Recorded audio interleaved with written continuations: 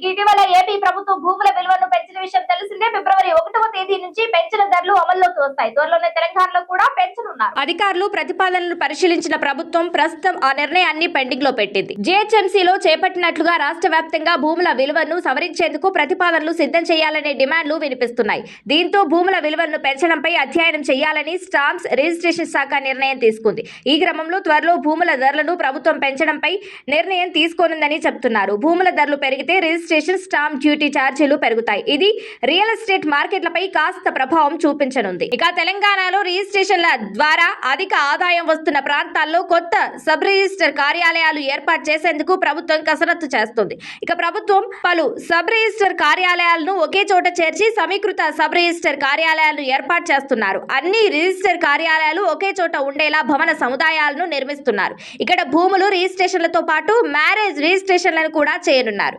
ఇక ఈ భవనాలకు ఇటీవల కొన్ని జిల్లాల్లో మంత్రి పొంగులేటి శ్రీనివాసరెడ్డి శంకుస్థాపన చేశారు.